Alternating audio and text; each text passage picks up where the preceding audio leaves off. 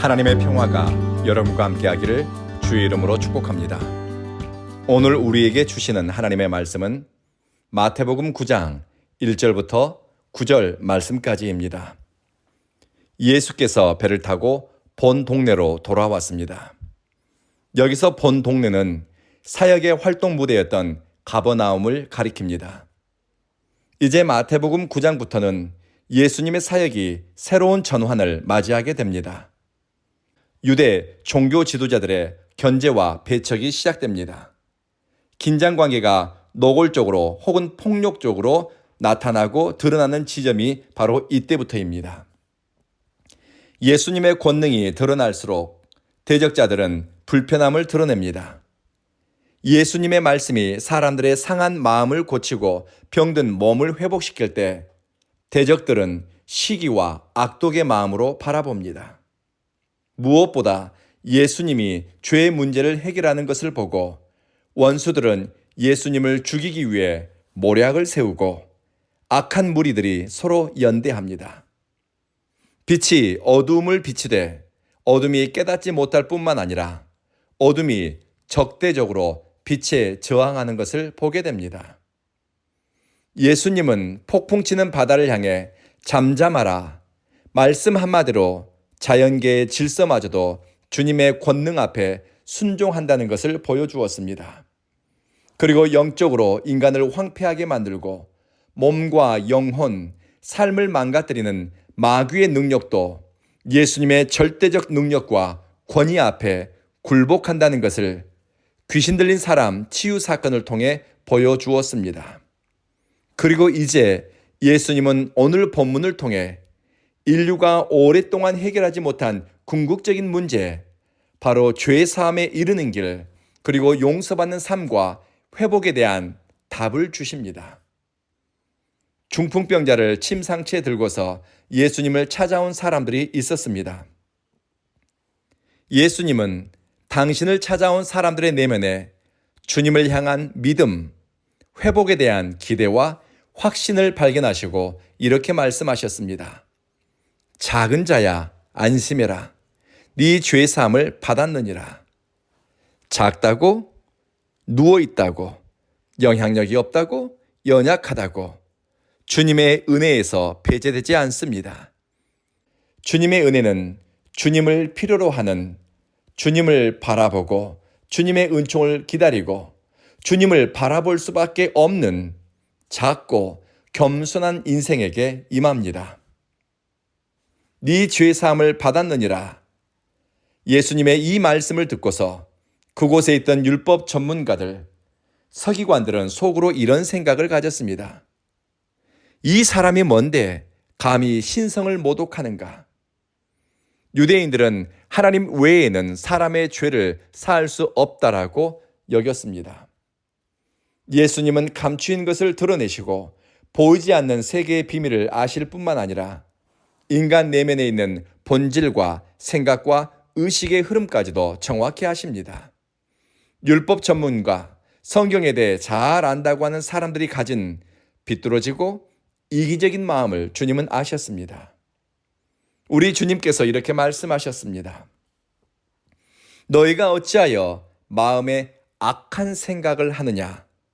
네 죄 사함을 받았느니라 하는 말과 일어나 걸어가라 하는 말 중에 어느 것이 더 말하기 쉽겠느냐?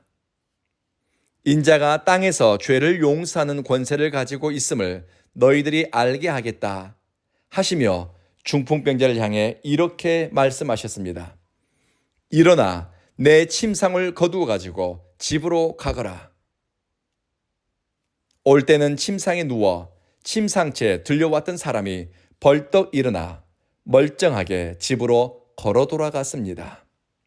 사람들은 되어진 일을 보고서는 두려움에 사로잡혔고 이런 능력을 주신 하나님께 영광을 돌렸습니다. 예수님은 지금까지 많은 병자를 치유하셨지만 오늘 중풍병자에 대해서는 죄 문제와 병듦에 대해서 연관을 짓고 있습니다. 복음은 단순히 예수 믿고 천국 가고 예수 믿고 만사 형통하고 예수 믿고 착한 사람 되는 것이 아니라 복음의 궁극적인 힘은 인간 내면에 자리 잡은 죄, 하나님과 단절을 야기시킨 죄의 문제를 해결하는 데 있습니다. 예수님은 중풍병자의 병을 죄 문제와 연결시켜 죄를 용서함으로 사람들이 알지 못하고 깨닫지 못했던 죄를 사하심으로 그의 심령을 회복시키며 몸을 낫게 하셨습니다. 선교지에서 선교사들이 복음을 전할 때 가장 강조하는 것 중에 하나가 인간에게 최악의 질병은 하나님을 알지 못하는 죄, 하나님과 단절된 상태이고 이것을 넘어서는 가장 확실한 방법은 하나님의 용서와 사랑이라고 가르칩니다. 용서의 능력이라고 해야 할까요? 죄사함 받은 심령이 경험한 회복의 능력이라고 할까요?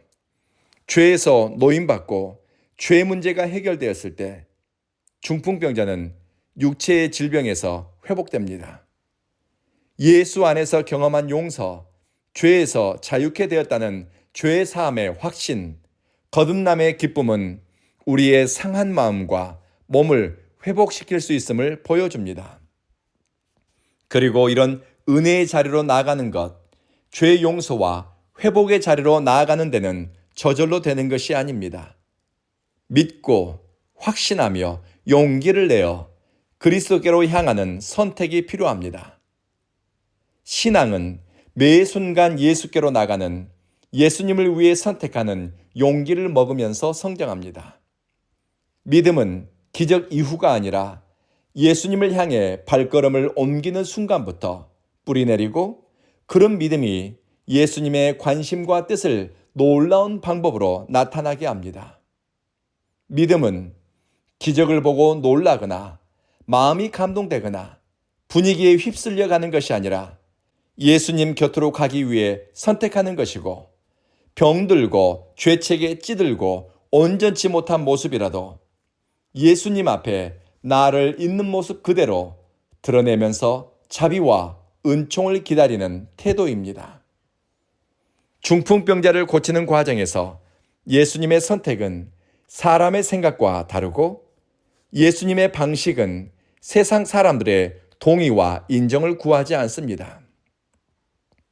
사람들은 네 죄가 사함받았다는 예수님의 말씀을 신성모독이라고 비난하거나 예수님에 대해 적대적인 마음을 품었지만 예수님은 인간의 근본적인 병, 죄의 뿌리를 잘라내고 상한 심령을 회복시키고 고침으로 사람을 온전케 하는 당신의 능력을 드러냈습니다. 예수님께 죄 사함의 능력과 권세가 있습니다. 이 일을 통해 이제 하나님 나라가 우리에게 다가오고 있음을 봅니다.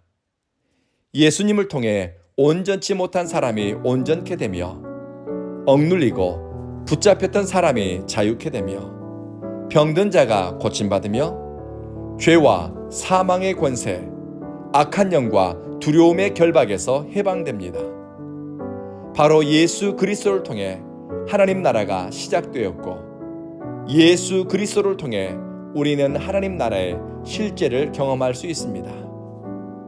오늘 우리는 기도할 때 우리의 병든 몸의 회복과 상한 심령의 회복을 위해서 기도합시다. 우리의 삶, 기억 혹은 마음 저 밑바닥에 자리 잡은 죄의 뿌리가 있다면 예수님의 권세로 사함받고 자유케 되는 은총을 구합시다. 그리고 예수 그리스도를 향해 나아가는 믿음의 선택, 우리 삶의 방향과 목적을 그리스도에게로 움직이는 용기와 행동을 위해서도 기도합시다. 기도하겠습니다. 자비하신 주님, 우리 심령을 올가매는 죄책, 삶의 무게, 우울한 감정, 비관적인 생각, 변하지 않은 사람이나 환경에 붙들려 주저앉기보다는 문제와 고민, 갈등과 두려움을 가지고 예수 그리스도에게로 나아가게 하소서. 우리 인생의 짐을 가볍게 하며 죄책에 눌린 사람을 자유케 하는 예수님의 능력과 권세를 신뢰함으로 예수님을 바라고 주님께 구하게 하소서. 주여, 우리에게 죄 사함의 은총, 죄 사함의 기쁨, 노임받은 자유를 느끼고 누리며 살 수 있게 도와주십시오. 사랑하는 주님, 우리 온 교회 믿음의 식구들은 예수 그리스도를 중심으로 생각하고 선택하며 살게 하소서. 예수님의 이름을 부르면서 일상을 살고 되어지는 모든 일들 속에서 주님의 도우심을 경험하게 하소서.